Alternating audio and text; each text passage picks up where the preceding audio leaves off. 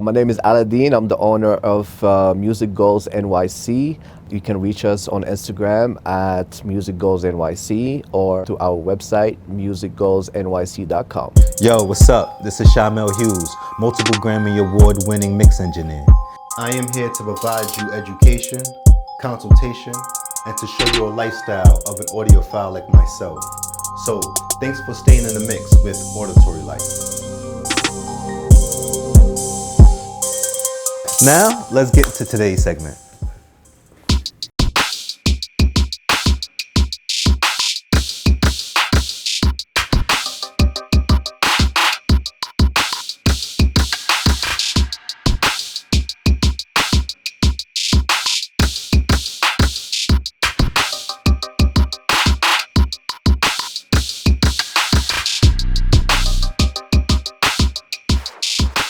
Aladine, tell us about Music Goals. Music Goals. I got inspired to open a studio after a few years in the music business. I started as an artist manager in around 2010.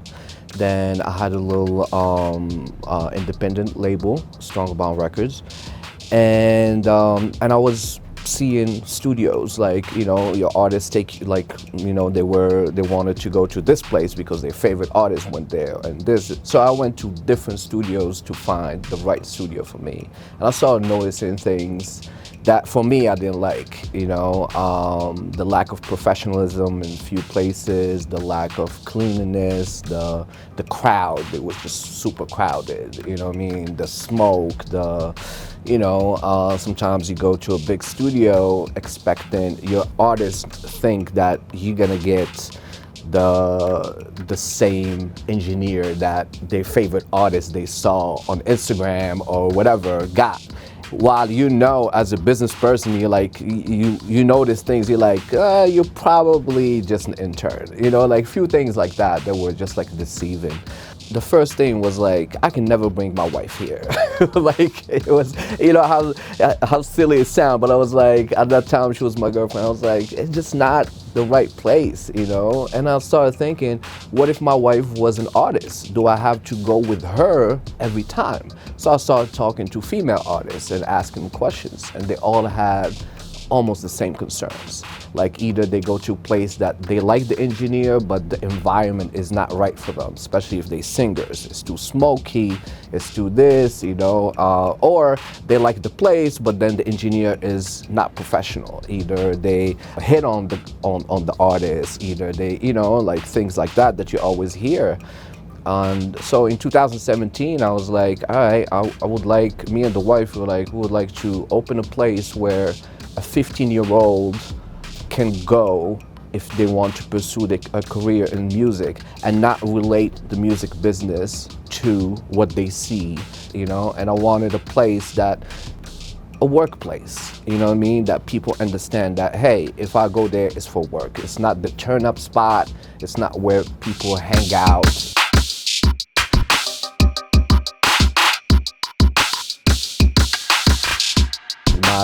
My background as a manager, always want to spend the least money and get the most work, So I want a place that's gonna be as productive as it can. So you have to take out the distractions, you know what I'm saying? So that was the idea of opening Music Goals, is to get a place where it's family friendly, you know what I mean? Like I want an engineer, if one day they can get a babysitter, they can bring their kid here and work in peace and know that their kid's gonna be safe. It's the same for artists. We have artists that bring their kids here. I want that. That's my A-lister, that's when I know that I'm living up to my brand. The fact that they say we can't do this everywhere in New York, that's what makes me believe even more that we are needed here in the city of New York. For someone that's interested in starting a studio, or building out a studio, give them some of the expectations or some of the things they're going to come across when creating something for the people. Yeah.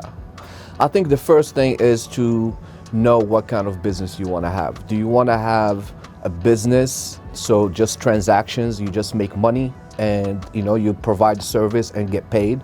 or do you want to have a brand? If it's going to be a brand, what is the brand about? You know what I'm saying? I think that's the most important thing, because are you going to be somebody that just deal with 100% of people, or you going to be somebody that just going to have their own brand, their own vision for their place, like for example us, Other things, it just, it's small business is just hard, whatever the business is. Once you have a brick and mortar and you have, like whatever happens, the rent still gotta get paid still. So be ready to be just like live that entrepreneur life, because it's not a business that's always busy. It's like seasonal sometimes. It's like 1 week is like you packed, and then 1 week, struggling to get just a session. So it just strap up and just, what I'm saying? And,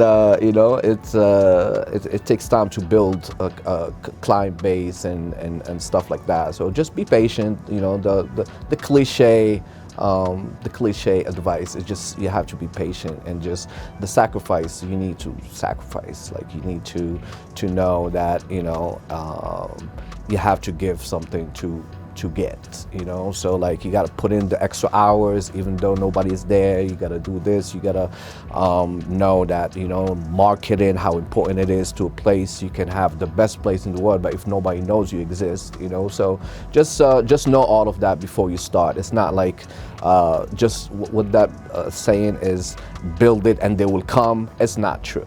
You can build it and and shut down, and be done in New York City. That was not something that a saying that was made in New York for sure. In the studio business, the market has changed. Yeah. How do you deal with the change in the market?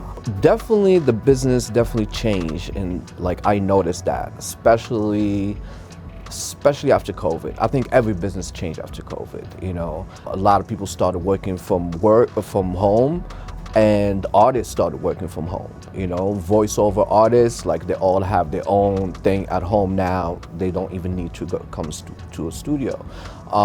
Some artists have their own home like set up now, so that's the major change that I've seen is people working from home since COVID.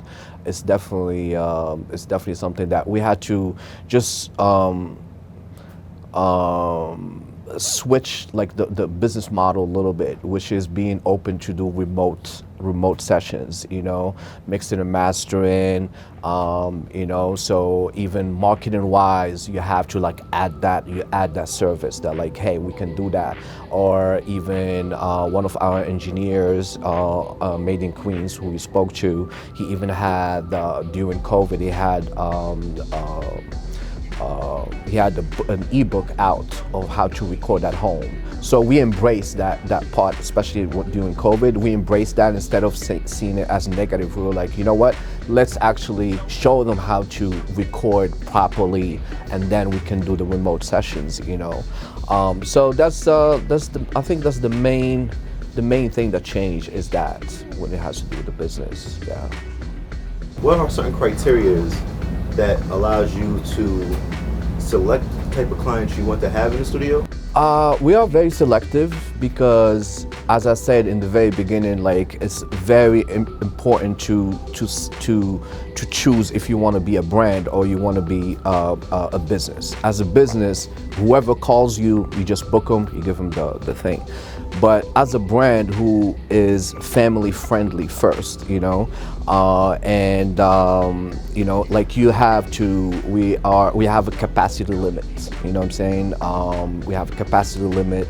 We have no smoking inside the studio, or even in the building. So you have to go outside and smoke. So I like to just be extra clear and transparent from the get-go. You know what I mean? I just tell the person, like, one of the requirements is sending their Instagram profile.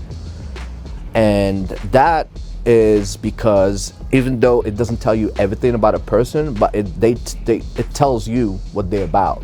You know what I'm saying? And just by going through that, and sending every Instagram profile for whoever is attending. So our maximum, most of, like, for example, for the executive room is 3 people max. And we charge for the extra third person. As for 2 people, it's a certain price, because we notice that it's really, most people that they want, that the artists want to bring, are not really necessary for the session. So the requirement is the Instagram account. We look through it, we see how, safety is first for family friendly place. Somebody that's a smoker, I always recommend other places, because at the end of the day, whoever reaches out, I just want them to be happy. You know what I'm saying? And most of the time, there is people that are that just don't know other places that allow things that we don't allow. So I just recommend other places, like with all the love. I just say, hey, you'll be happier in this place. You can bring 10 people, you can do that. You just cannot do it here. So that's the process. Mostly is just explaining. I have a long text that explains exactly everything, so there is no surprises. I'll tell you from the get-go, there is no smoking, there is no this. It's an intimate environment. What is like the major issue that you come across, like that you bump heads with, or like a roadblock, and for them just to be here? I think the culture of recording studios. It's the old culture of like treating it like a motel room kind of thing. You just go there, it's like a party going on. You call the girls, you have the drinks, you have the smoke. And most of these artists, from my managing artist time, it's like this is, you want this to become your job, right? Being an artist is, you want music to become your job, but you're not treating it as a job from the get-go. And you know what I mean? And it's not just gonna happen out of nowhere. You're just gonna become professional. Like, you have to treat it that way. So to come back to the question, the main issue is clients that are not treating a studio as a workplace. Like, it's just like any other workplace. So you're supposed to come in on time. You're not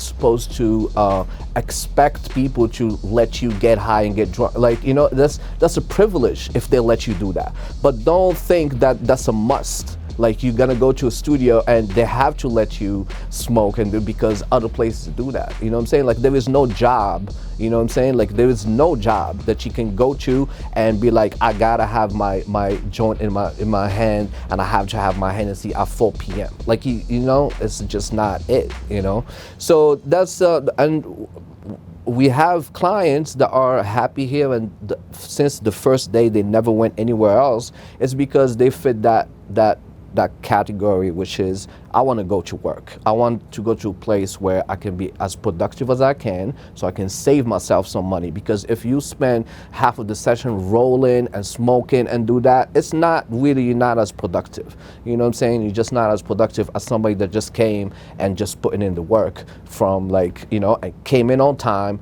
started the work, you know what I mean? There is no long smoking breaks. There is no going to the liquor store. There is no distraction with a bunch of friends. There is none of that. And at the end of the day, you're more productive. You can save some money for some marketing for your music, not just, you know what I'm saying? And it's overall, if you really look at it, it's just taking your craft seriously, and just, so that's the issue that it's just people not, taking their craft seriously. That's all. Music goals. Yeah, man. Music goals. Music goals. You want to reach your goal, you know what I'm saying? Like, you gotta be serious about it. If you want to get like an affordable price, work with amazing engineers. Our engineers are the best part of our studio. They will help your artists get the best product at the end of it, and they will walk them through that journey of making a song and actually contribute to the song. They are mentors. They are mentors to a lot of our clients. So that's what you get. You get an affordable price in a clean, intimate place, safe, and you get in a great quality sound. At the end of the day, it all comes back to that. We work really hard to provide the best at that. Yes, sir. Music Goals at Music Goals NYC on Instagram or musicgoals.com. You can book through Instagram, and you can just reach out. You can even book a free tour. Come check out the place. We offer that. We want people to come check out where they're gonna spend their money. Come hear the quality of music that we give before you book a session. So you're free to reach out to book a free tour, and we will get you set up. I did my best. I'm not the best in front of a camera. Arnie is the dude.